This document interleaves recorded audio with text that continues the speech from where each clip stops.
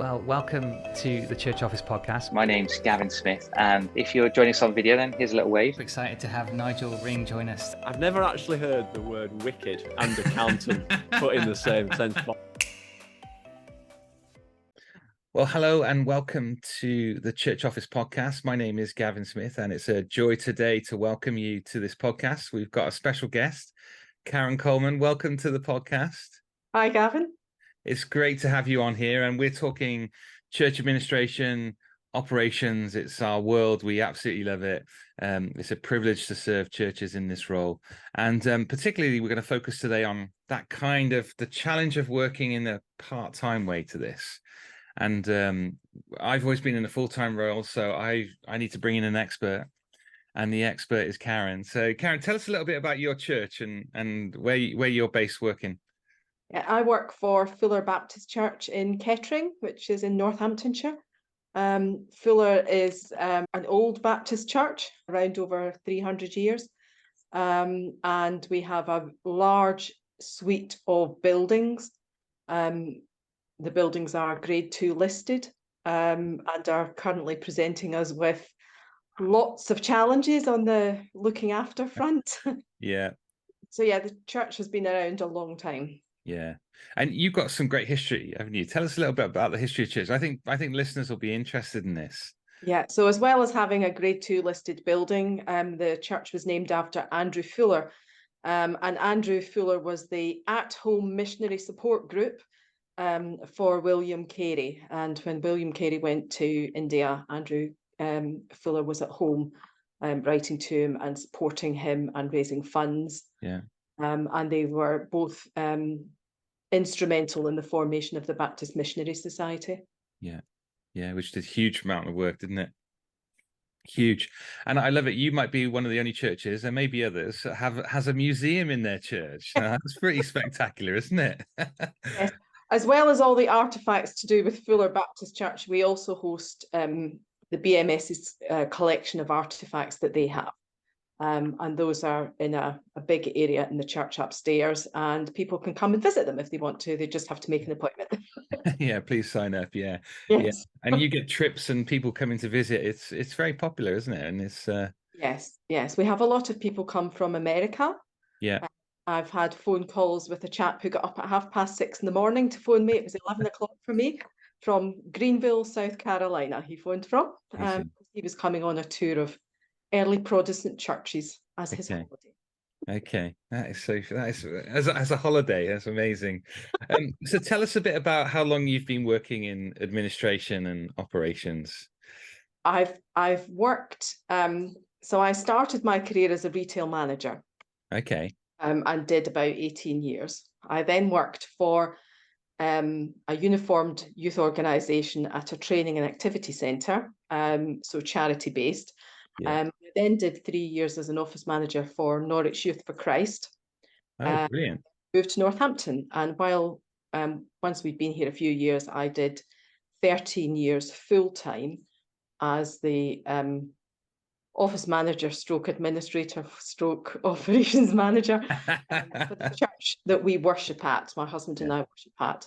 I then had a 2-year break and took a part-time job at Fuller. Yeah. So how's that change? How's that transition gone from full-time, knowing everything that needs to be done, and now you're working part-time? There must be some challenges in that. Yes. There. I started on a 12-hour contract, 2 6-hour days. Okay. And that was, even although I'd had a 2-year gap, that was really strange. Just going in one day, having a day off, going in another day, having a long weekend, going in. I'm sure there's lots of people out there that understand this. But I felt like I was starting my week every day I went in. Yeah. Because it wasn't just the short hours, it was the fact that the day was only 6 hours as well. Whereas a lot of us might work 7 or 8 hour days. So it was adjusting to all of that. Yeah. And having to, plan that in. And no, I cannot get involved in everything, and I have to be really careful. Yeah. You have to be disciplined, I guess. Yeah. Yes. Yeah. As I said earlier, I have to keep going back to my job description and saying, this is what I need to do. Yeah. especially if you've spent a long time working part-time, you might be more organised about it. But when I've been 13 years full-time in a church, I was used to being involved in a wide spread of church activity. Yeah. I'm not now. I've got very specific things I should be doing, and I need to remind myself all the time to keep just into these things. Focus on those things, yeah. So give us a bit of a run through then of your job description. What are some of the things that you're responsible for? The main part of my job description is about the building. Yeah. Use of the building, the health and safety, the maintenance of the building, just generally things to do with the building. That is the bulk of my role. Yeah. Looking after contractors when they come in, working with the property deacon to get the right quotes for the right jobs and to schedule those in, to be there while those people are in the building. The building's not got a huge amount of use, but we would like to use it more, but we are restricted by the fact that it's not accessible. There is no lift, and that does limit us as well. But at the moment, we have such a huge maintenance project going on that we can't really take on much more until we've got through that. We'll be disrupting bookers and just turning them off. Yeah. Okay, so a lot of building stuff. So tell me about the grade 2. For someone whose church is a warehouse in the middle of an estate. What does that mean? Oh, It means headaches. It means headaches, yes. I think overall it just means you have to be careful with what you do. Okay. We have a broken down pipe in the listed, the old part of the building, which you, Gavin, could go and just put a bit of plastic up and it would be fine. Yeah. I will have to have a like for like cast iron down pipe made, probably, to match what's already there. And that's the thing. So we can make alterations. The church in the past has had permission to take some pews out. Yeah. But that has run out. But you can make alterations. You just have to follow the rules. Yeah. Understand them. But we're a Baptist church, so we're part of Baptist Union of Great Britain. And we have conversations with their listed building team, who are very helpful. Oh, that's good. Through the process. And that gives us an ecclesiastic exemption from going through the local planning. Yeah. I like you, I have no experience really Yeah. Of having a listed building before, so I have to listen to what others with more experience say, and I'm often the one having the conversation with the Baptist Union because I'm around in the day. Yeah. I mean, for some that would be a really challenging job, isn't it? Buildings and managing buildings and doing maintenance while trying to manage and continue to do ministry and demands that are on. I think buildings is a tough part of the job, isn't it? Yes, and it can be quite, in the situation that I'm in, because we have this big project going on, it can be quite overwhelming. Because I'm a generalist manager type person, let's give me something and I'll run it type, rather than having a lot of in-depth knowledge of buildings. Yes. It takes over. And because you're only there part-time, I'm arranging something this morning for somebody to come and fix something, but I want them to come on days that I'm in, which really restricts what you're doing and how long things take. So it does slow everything down. Are you really strict with your days, that these are the days I work, and you don't flex them across other days? Are you how do you run that, and what are the rules? What are the rules? Well, I don't worship in the church that I work for. And that's different, isn't it? It does make things very different as well, and that has been another cultural adjustment for me. But it does mean when you go home, you go home. However, there are one or two deacons that have my personal mobile phone number that I would talk to. The property deacon, because these things take time and he has a day job. Sometimes he'll phone me at 4:30 when I've just come back from work. And that, I will do that because that makes things easier. You just have to do that. Generally, I'm only in the building on a Tuesday and a Thursday. But this week I've done Tuesday and Wednesday because of contractors we had in yesterday, and I've worked at home today. Mm-hmm. You know, I try not to move them around too much, but I can move them around Tuesday, Wednesday, Thursday. Yeah, yeah. So give me another bit of insight. What are the joys of being part-time? There must be some, surely. It has been wonderful because I have worked full-time Yeah. since I was 21. So having a long weekend, Yeah. I stop work at 3 o'clock on a Thursday and I don't go back to work till 9 o'clock on a Tuesday. Yeah. So I have opportunity to do other things with my friends or in my own church. So I run a group and help run a group in a church, my own church, on a Monday afternoon. Mm-hmm.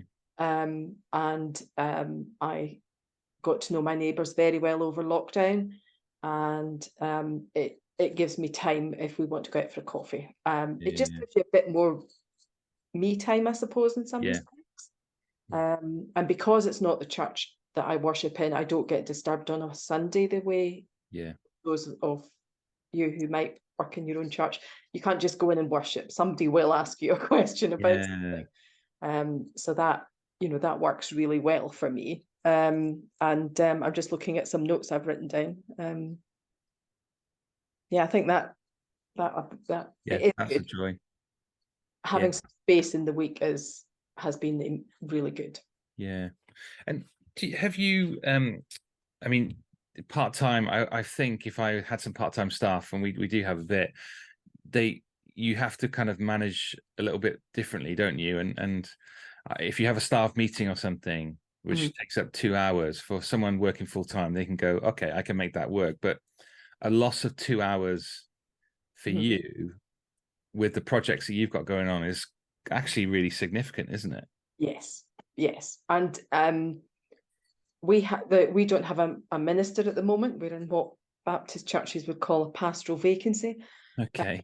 But we have a youth worker and a caretaker, and we have we have coffee together.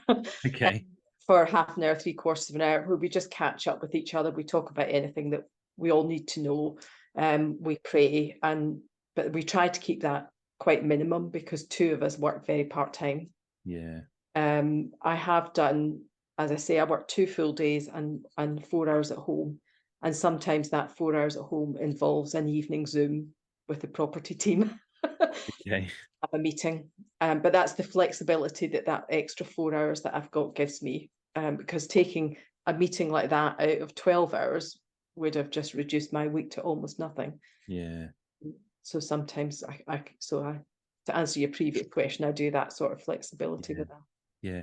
And do you have somebody, I mean, without a minister there, I mean, is that commonplace for some churches that you know and people that you interact with, UCAN, would they be similar where they don't have a lead pastor or somebody in there or a vicar, and there's a staff team but no leadership, I guess, in that sense?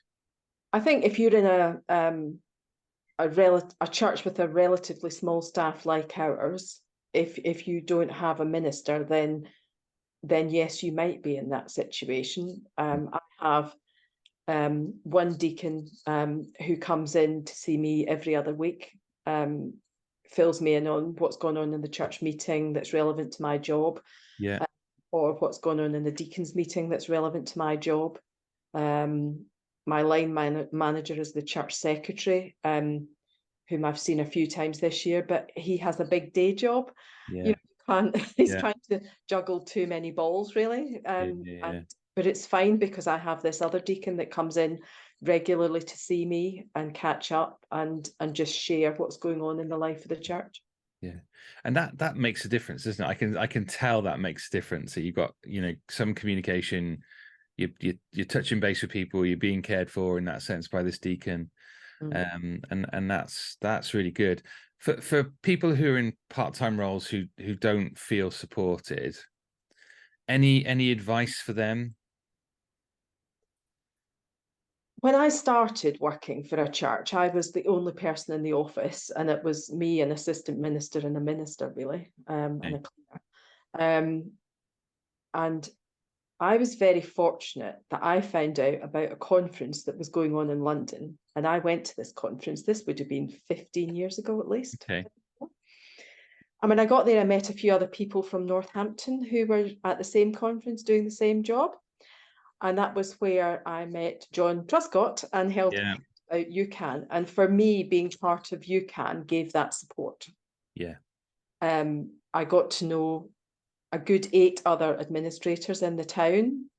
We met every couple of months. We talked about our jobs. We shared information on email, you know, to help each other out. And that's still going today, a different group of people, but, you know, Yeah. that's still there in some way today.